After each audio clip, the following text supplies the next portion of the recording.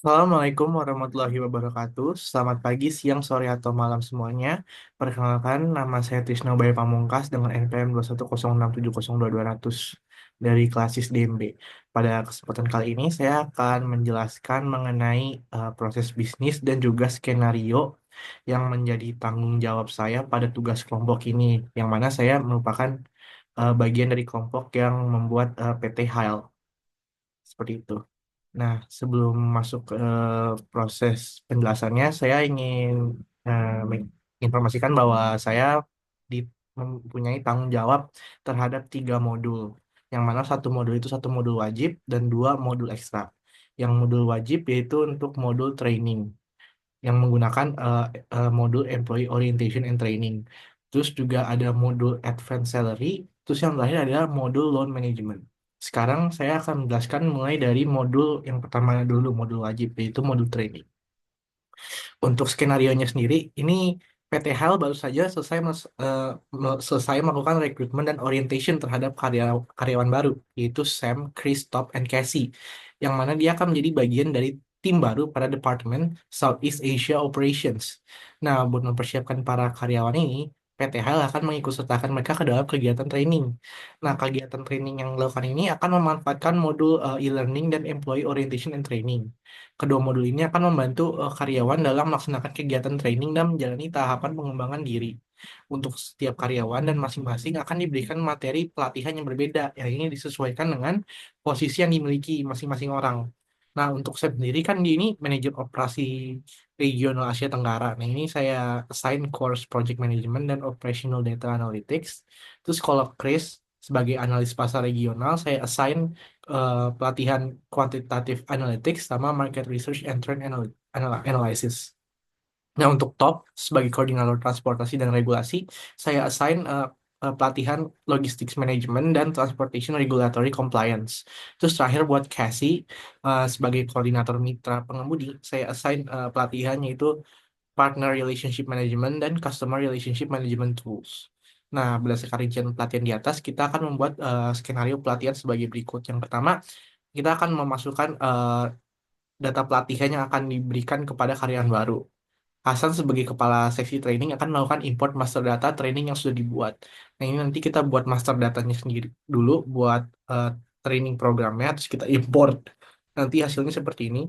Bisa dilihat bahwa udah diinput beberapa training program yang sebelumnya udah disebutkan di rincian. Udah ada departemennya juga, responsible usernya. Ini ke Hasan karena Hasan kan sebagai kepala seksi training. Terus ini juga statusnya new. Tahap 2 adalah membuat course dengan modul e-learning sesuai dengan rincian pelatihan yang sudah dimasukkan. Nah, tentunya diperlukan materi untuk memperoleh pembahasan isi yang jelas. Nah, Hasan perlu membuat dokumen berisikan materi yang sesuai dengan training yang akan diadakan. Berikut adalah salah satu contoh dokumen dari pelatihan project management. Nah, ini saya mencoba membuat dokumen untuk pelatihan project management yang mana ini merupakan seperti PPT slide. Ada penjelasan project management, terus ada four pillars of project management. Seperti itu. Kemudian kalau kita udah buat kayak gini, kita buat juga untuk 7 pelatihan lainnya. Nah, ini tentu isinya disesuaikan dengan konteks pelatihan masing-masing. Seperti itu. Jika sudah, maka langkah selanjutnya adalah kita memasukkan dokumen yang udah dibuat ini, dokumen materi ini, ke dalam course yang dibuat di dalam modul e-learning. Berikut, nah untuk bisa masukin ke dalam course, kita harus buat course-nya dulu di dalam modul e-learning. Nah, ini kita uh, masuk ke modul e-learning, terus kita buat beberapa course yang udah sesuai pelatihan. Ini buat project management, operational data analytics. Nah, ini pas kita buat course, kita sekalian masukin dokumen materinya. Ini lewat sini. Ini data dokumen materinya di situ. Ini buat operational data analytics, quantitative analytics, market research and trend analysis, logistics management, transportation regulatory compliance, partner relationship management, dan customer relationship management tools. Kalau udah, tahap selanjutnya adalah kita membuat quiz berdasarkan pelatihan yang diberikan dan mengatur certification yang akan didapatkan oleh peserta. Nah, ini kita bisa klik tab courses di modul e-learning, lalu pilih certifications, dan kemudian buat certificate sesuai dengan ketentuan eh, yang ada. Berikut adalah contoh dari certification yang dibuat untuk pelatihan project management, di mana nama title-nya sama kayak course-nya. Nah, terus di dalam certification sini kita harus add questions yang mana ini quiz yang harus dijawab sama peserta course-nya. supaya dia bisa dapat sertifikat seperti itu. Nah, ini kita klik add a question, nanti kita disuruh mas bikin pertanyaan-pertanyaan buat quiz, kita klik tombol create question, selalu buat pertanyaan sesuai dengan materi yang diberikan. Nah, ini contoh dari pertanyaan yang saya buat untuk eh, course project management itu. Nah, ini saya buat dua pertanyaan aja. Nah, setelah itu certification yang telah dibuat tersebut harus ditambahkan pada course. Nah, pada course tadi yang udah kita buat sebelumnya, kita masuk ke halaman course, terus buka course project management, terus kita add sertifikat certifications ini ke dalam course-nya. Jadi supaya eh, supaya peserta bisa mengakses quiz buat dapat sertifikat ini seperti itu. Nah, ini contohnya buat project management aja. Nanti kita lakukan juga hal yang serupa pada 7 pelatihan lainnya, yang tentunya disesuaikan dengan konteks masing-masing. Nanti sehingga hasil akhirnya akan terlihat seperti berikut. Ini mana? Ini udah certificationsnya untuk udah ada buat semua course yang udah dibuat. Nah, terakhir, kita harus pastikan bahwa semua konten dari semua pelatihan itu sudah dipublish agar bisa diakses oleh karyawan baru. Nah, untuk mempublish konten yang sudah dibuat melalui preview websitenya, kemudian buka konten yang sudah dibuat lewat preview website, kemudian kita ubah status konten jadi publish lewat tombol yang di atas kanan ini. Nah, tahap 4, kita harus mengirimkan pemberitahuan kepada pesertanya, yakni karyawan yang akan mengikuti pelatihan sebagai kepala sesi training. Hasan bertanggung jawab dalam memberikan undangan pelatihan pada karyawan melalui email. Nah, jadi kita ngirimin email nih buat ke Sam, Christoph, dan Casey. Kita kirim dua email yang mana satu kita kirim dua email untuk satu orang, yang mana tiap email itu untuk course yang berbeda. Ini untuk Sam, ini course buat project management, terus ini satu lagi buat operational data analytics, dan ini juga sama kayak buat Chris, buat Top, dan juga buat Casey. Nah, sekarang kita masuk ke tahap 5, yaitu setelah semua pelatihan sudah berhasil diatur, maka karyawan baru akan langsung memulai sesi training, yang mana ini sesuai pembagian masing-masing karyawan. Sebagai contoh, Sam akan mengikuti pelatihan project management. Pertama, kita akan mengakses course project management melalui website e-learning, lalu klik tombol join this course. Kalau udah klik tombol join this course, nanti statusnya jadi enroll. Terus kita tinggal klik start now ini buat mulai course-nya. Nanti kita akan pertama disuruh membaca dokumen materi terkait project management. Kedua, kita akan langsung mengikuti quiz untuk mendapatkan sertifikat dari pelatihan tersebut. Dan nanti kita disuruh jawab pertanyaan. Kalau misal jawabnya benar semua, kita langsung kita jadi eligible buat dapetin sertifikatnya. Jadi kita bisa download sertifikatnya lewat tombol ini. Nah, Sam berhasil sama kayak yang udah saya jelaskan. Kalau Sam ini ya benar semua, makanya dia bisa dapat sertifikat. Nah, kemudian kita lakukan juga hal yang serupa pada karyawan baru yang lain sesuai dengan pembagian pelatihan masing-masing. Nah, ini berikut adalah sertifikat yang didapatkan oleh peserta setelah menyelesaikan kuis. Yang berarti ini skenario-nya semuanya lulus semua. Sam dapat sertifikatnya semua, Chris dapat, Top dapat, Casey juga dapat. Nah, tahap 6, setelah semua pelatihan sudah selesai diikuti, Hasan perlu untuk melakukan konfirmasi status bahwa suatu pelatihan berhasil diadakan dengan mengubah status pelatihan tersebut menjadi completed. Jadi nanti kita masuk ke dalam ke course-nya, terus kita ubah statusnya jadi completed. Nanti jadi kayak gini semuanya. Seperti itu. Kemudian kita bisa lihat bahwa progres setiap karyawan seperti berikut, yang menandakan bahwa semua pelatihan sudah berhasil dilaksanakan. Nah, kalau kita masuk ke modul e-learning, terus di bagian reporting kita klik attendees, nanti kita bisa lihat nih orang-orang mana aja yang udah masuk ke course, yang mana nih semuanya udah sesuai sama assignment yang di awal, terus semuanya juga berhasil lulus. Seperti itu. Nah, untuk flowchart proses bisnisnya seperti apa? Nah, flowchart proses bisnisnya itu pertama dimulai dari Hasan memasukkan data pelatihan. Kemudian Hasan membuat dokumen materi untuk pelatihan. Selanjutnya Hasan membuat course untuk pelatihan dan memasukkan dokumen. Kemudian Hasan mengatur certification dan quiz pada course. Hasan merilis semua course secara publik. Kemudian dari sistemnya, Odo mengubah status course dari unpublished menjadi published. Terus Hasan mengirimkan email kepada karyawan baru untuk ngasih reminder buat ikut course ini. Terus karyawan baru mengikuti course sesuai pembagian. Lalu Udo mengubah status course dari karyawan menjadi enroll.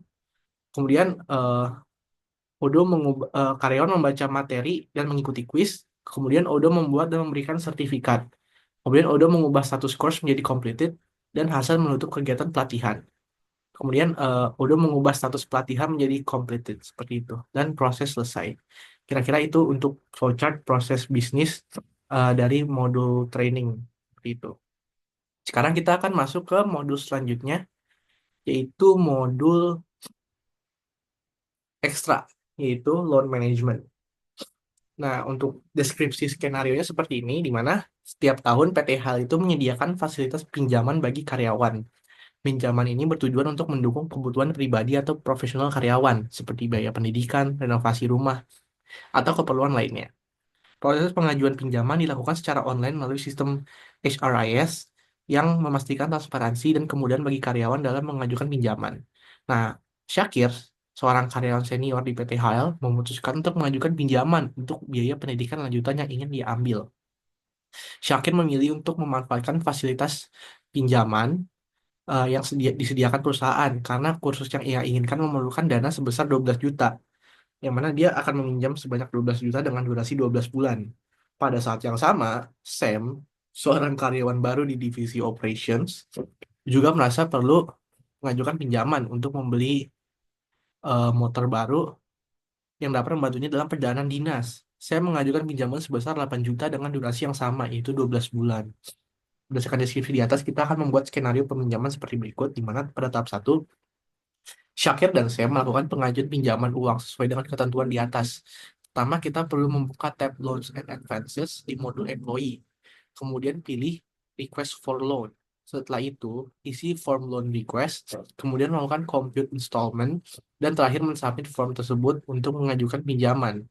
Berikut adalah hasil pengajuan yang udah dibuat sama mereka. Bisa dilihat ini untuk yang Syakir, dia ngajuin 10 juta, terus installment-nya 12, karena installments-nya 12, jadi pas kita compute installment, ini otomatis langsung muncul 12 bulan dan amount-nya yang terbagi secara rata seperti ini. Seperti itu. Terus ini untuk yang Sam, pada dasarnya sama kayak yang Syakir. Cuma dia 8 juta mintanya, makanya amount-nya lebih dikit untuk per installment. Nah, tahap 2, Hana menerima pengajuan pinjaman yang diajukan oleh Sam dan Syakir.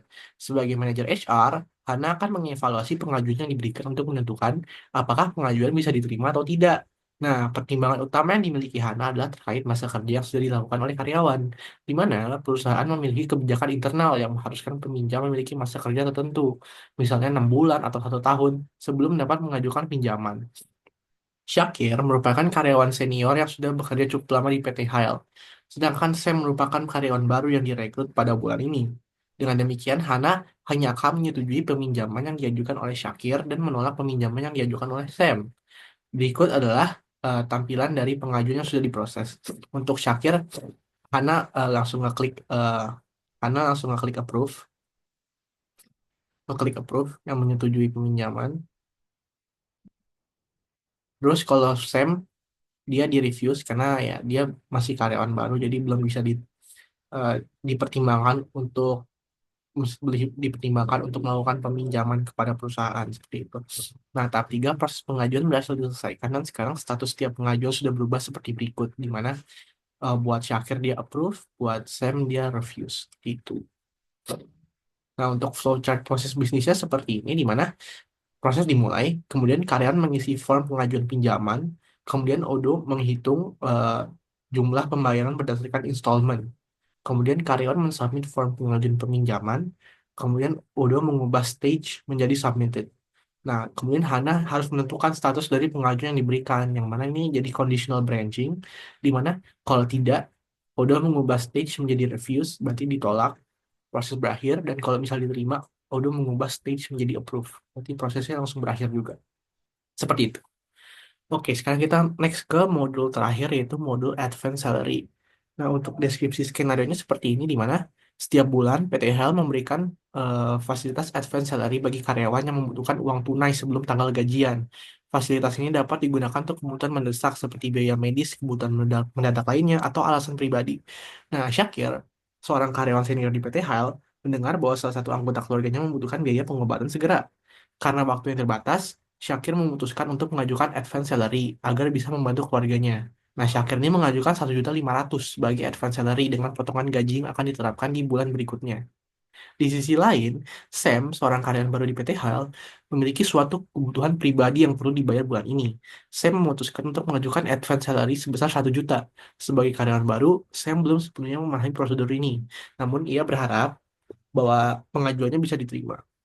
Nah, berdasarkan deskripsi di atas, kita akan membuat skenario peminjaman sebagai berikut. Mana pada tahap satu, Syakir dan Sam melakukan pengajuan advance salary. Pertama, kita perlu membuka tab Loans and Advances di modul employee, kemudian pilih Request Salary Advance. Setelah itu, isi form sesuai dengan ketentuan dan submit form tersebut agar bisa diproses oleh manajer HR.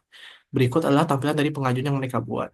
Nah, ini contohnya pengajuan yang buat Syakir, dia kasih reasonnya kenapa dia perlu minjem. Advance adalah jumlah uang yang pengen gaji gaji yang pengen dia ambil di bulan ini, gaji dari bulan depan gitu. Nah, terus ada currency company, terus juga credit account, debit account, journal dan kontraknya disesuaikan sama Syakirnya itu sendiri.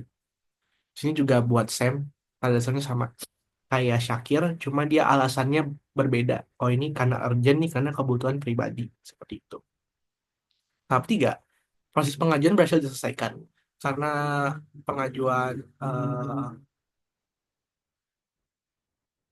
oke, sorry. Sekarang kita masuk ke tahap 2, di mana sebagai manajer HR, Hana akan mengevaluasi pengajuan yang diberikan. Yang mana pengajuan yang diajukan oleh Syakir itu didasari oleh suatu hal yang urgent. Dan Syakir juga merupakan karyawan yang sudah bekerja lebih dari 1 bulan di perusahaan. Sedangkan Sam sendiri merupakan karyawan baru yang direkrut bulan ini. Dan pengajuannya tidak didasari oleh hal yang urgent atau penting. Dengan demikian, Hana memutuskan untuk menyetujui pengajuan advance salary yang diajukan Syakir dan menolak pengajuan advance salary yang diajukan Sam. Nah, ini contoh tampilannya yang sama kayak tadi, cuma statusnya ini approved buat Syakir, kalau Sam dia rejected. Nah, tahap 3 adalah proses pengajuan berhasil diselesaikan. Karena pengajuan Syakir berhasil diterima, maka advance salary akan dimasukkan ke dalam payslip next month, bulan selanjutnya dengan kategori deduction, yang berarti dia dikurangin, karena gajinya udah diambil. Beberapa porsi gaji di bulan depan itu udah diambil buat di bulan ini seperti itu. Ini berikut adalah tampilan status dari pengajuan salary advance yang sudah diproses oleh Hana, yang mana Syakir ini approve dan Sam ini rejected seperti itu. Untuk proses bisnisnya hampir mirip seperti loan management, di mana karyawan mengisi form pengajuan advance salary, kemudian karyawan mensubmit form pengajuan pinjaman, lalu Odo mengubah stage menjadi waiting approval, lalu Hana menentukan status dari pengajuan yang diberikan. Kalau misal pengajuannya ditolak, Odo mengubah status stage menjadi rejected dan proses berakhir. Sedangkan kalau pengajuan diterima, maka Odo mengubah stage menjadi approve, lalu finance melakukan deduction di salary slip karyawan pada bulan selanjutnya. Seperti itu. Oke, demikian penjelasan saya terkait proses bisnis dan skenario dari modul yang saya kerjakan pada tugas kelompok kali ini. Kurang lebihnya mohon maaf. Terima kasih. Wassalamualaikum warahmatullahi wabarakatuh.